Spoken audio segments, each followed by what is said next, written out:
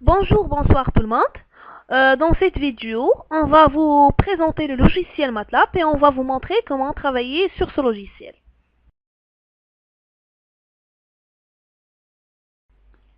MATLAB ou bien Matrix Laboratory est un logiciel pour effectuer des calculs numériques.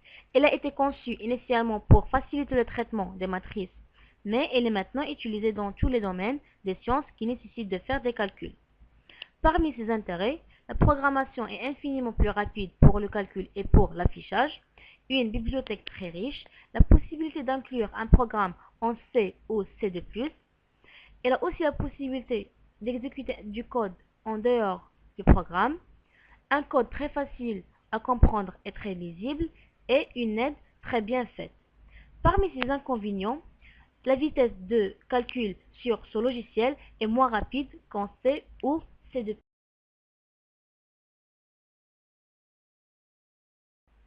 Alors on va commencer maintenant le travail sur MATLAB. On va cliquer sur MATLAB. On va attendre jusqu'à ce qu'il s'affiche. Alors on va voir maintenant l'interface de ce logiciel. Voilà l'interface. Alors on a la commande Window. Cette commande permet d'exécuter des commandes en dehors de programme et affiche les résultats. Par exemple, si on fait x égale à 1 plus 1, et on fait entrer, ça va donner la valeur de x directement. On a aussi Workspace. Alors, Workspace permet d'afficher et enregistrer toutes les variables que vous avez créées et leurs valeurs. Par exemple, si on fait a égale à 2,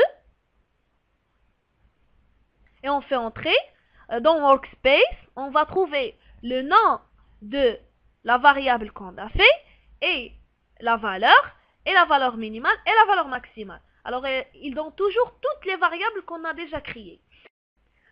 Alors, on trouve aussi la commande History. Cette commande permet de visualiser les dernières commandes exécutées. Et il est possible de faire glisser ces commandes vers la fenêtre de commande. Par exemple, si on fait glisser x égale à 1 plus 1. Alors, on trouve ici Current Folder ou Current Directory. Alors, ici, on trouve le contenu du répertoire courant où doit se situer vos programmes.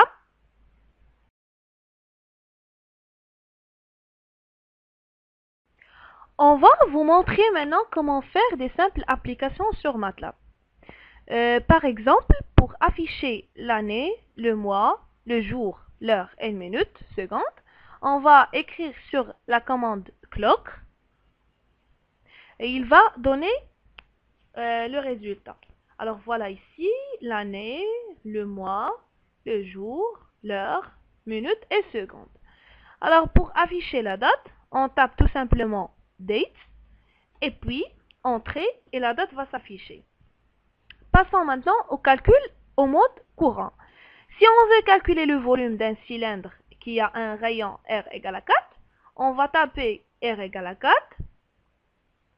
Après, on va taper la formule de volume, V égale à 4 sur 3 fois pi fois R à la puissance 3. Et on clique sur Entrée. Et voilà, le résultat va s'afficher directement. On peut aussi utiliser le test if pour une condition. Par exemple, si on veut calculer la surface pour les volumes qui sont supérieurs à 150, on va faire if V est supérieur à 150, virgule, surface égale pi fois R au carré, virgule, end. On fait entrer. Et parce qu'on a le volume qui est supérieur à 150, pour cela, la valeur de la surface va se calculer. On utilise l'opérateur for pour calculer les volumes des rayons qui se varient de 1 jusqu'à 5. Alors, on va faire for R égale à 1, point virgule 5, virgule, V égale à 4 sur 3 fois pi fois r à la puissance 3, point virgule, disp r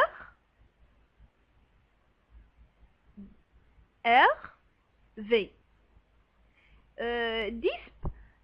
Display permet d'afficher une matrice de 5 lignes et 2 colonnes. Permet d'afficher une matrice de lignes et de colonnes, ça dépend de ce qu'on a. On veut afficher jusqu'à r égale à 1, de r égale à 1 jusqu'à r égale à 5. Alors il va s'afficher une matrice de 2 colonnes et 5 lignes. Voilà le résultat. Alors, pour effacer tout ce qu'on a fait sur la commande Windows, on tape CLC. Entrée. Passons maintenant aux opérations sur les polynômes dans MATLAB. Alors, dans MATLAB, un polynôme est représenté par un vecteur contenant le coefficient dans un ordre décroissant. Par exemple, le polynôme 2x à la puissance 3 plus x au carré plus 4x plus 5 s'écrit sous la forme p égale 2, 1, 4, 5. Et alors, pour calculer les racines de ce polynôme, on tape r égale à root, entre parenthèses p, et on clique sur entrée, et le résultat va s'afficher. Alors ici, comme on voit, on a 2 racines complexes et une réelle. Et quand les racines sont connues, on peut extraire les coefficients de ce polynôme. On fait poly, entre parenthèses r, et il nous donne les coefficients. Et pour évaluer le polynôme en un point donné, on doit utiliser la fonction polyval. On évalue le polynôme, par exemple, pour x égale à 1, on tape polyval, entre parenthèses P1, P virgule 1, et on clique sur entrée, et le résultat va s'afficher. Concernant les matrices, on a la commande rand qui fournit des valeurs aléatoires distribuées selon une loi uniforme sur l'intervalle 0 et 1. Par exemple, si on tape A égale rand de 5,5, voilà, le résultat s'affiche sous forme d'une matrice d'ordre 5 dont les valeurs sont aléatoires. La construction d'une matrice se fait comme ceci sur MATLAB. Par exemple, B égale, on écrit la valeur de première ligne, par exemple 3, 4, 5, on sépare entre 2 colonnes par point virgule, et on écrit 5, 7, 9, et 1, 6 et 10. Et voilà. On a une matrice carrée d'ordre 3. Pour avoir la matrice transposée, il suffit juste de taper B'. Et voilà, MATLAB nous donne le résultat. Pour calculer le déterminant, on tape tête, on ouvre la parenthèse, on écrit B. Et voilà, le déterminant de cette matrice égale à moins 1. On peut aussi calculer l'inverse de cette matrice en écrivant 1, 2, B. Et voilà la matrice inverse de cette matrice B. Et on calcule Et pour déterminer le nombre de colonnes et de lignes pour chaque matrice, on a la fonction size. Par exemple, size de B, et on clique sur Entrée. Il nous donne 3, c'est-à-dire 3 lignes et 3 colonnes. Et si on veut extraire la matrice d'identité de même ordre que celle de la matrice B, on a la fonction I, on ouvre les parenthèses, size, et la matrice B, et on ferme les parenthèses. Et voilà, on a la matrice d'identité d'ordre 3.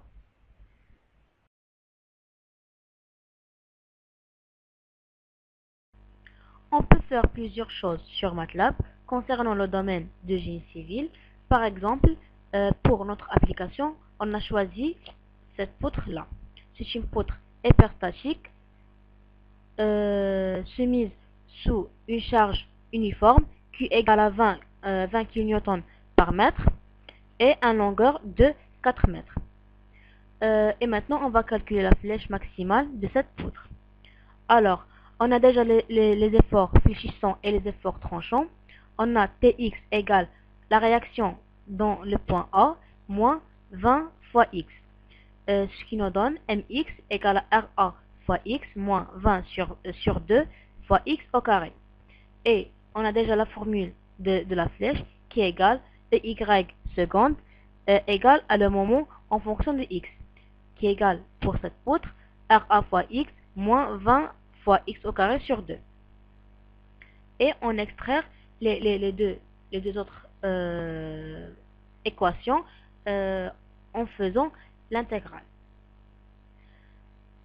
Et on a déjà les conditions en limite, qui sont y dans le point 0 égale à 0, ce qui nous donne C2 égale à 0, y' en L égale à 0, ce qui nous donne C1 égale à 10 fois L à la puissance 3 sur 3, plus Ra fois L au carré sur 2. Et la dernière condition qui est égale Y en L, c'est-à-dire 4 mètres, égale à 0, donc Ra égale à 30 kN. Donc la flèche maximale égale à Y max quand Y' s'annule. Alors on va résoudre le polynôme suivant. 15 fois x au carré moins 10 fois x à la puissance 3 sur 3 plus C1 égale à 0. On a déjà calculé C1 qui est égal à moins 80 sur 3. Alors, on va résoudre ce polynôme sur MATLAB. On va partir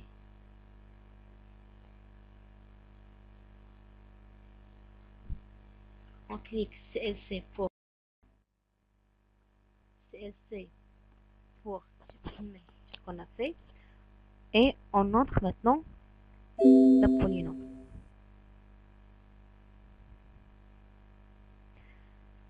On a moins 10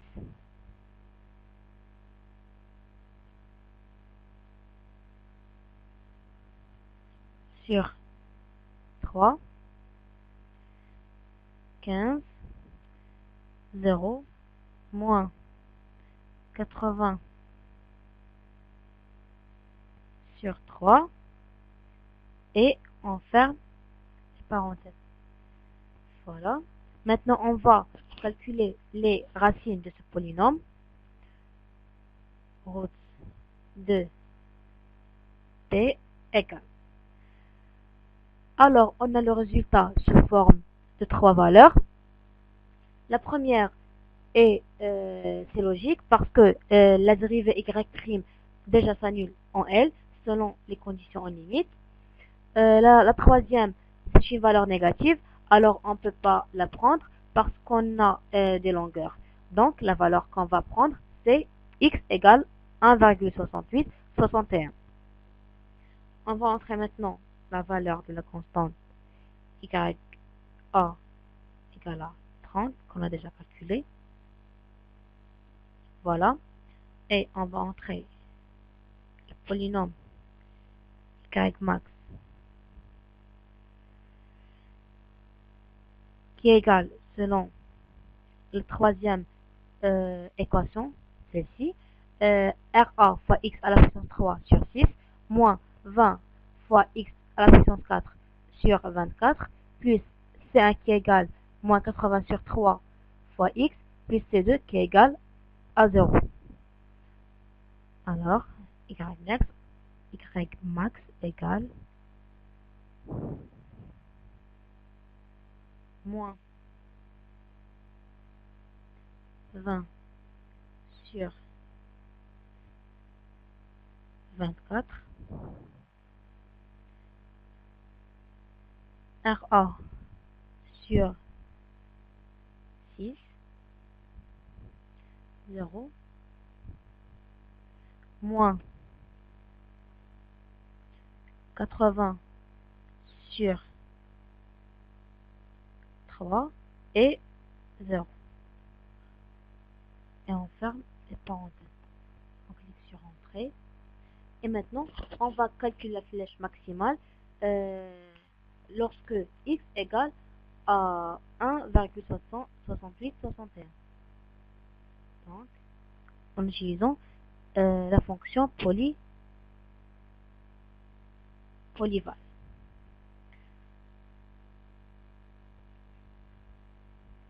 Y max en 68, 61 et on clique sur Entrée. Et voilà la flèche maximale. Donc, y qui est égal à y max égale à moins 27,73 sur EI. EI, ça change selon la forme et le type de matériau de cette poutre. Espérons que cette vidéo a bien présenté le logiciel MATLAB. Et on se voit dans une nouvelle vidéo dont on va parler d'un nouveau logiciel. Et à bientôt.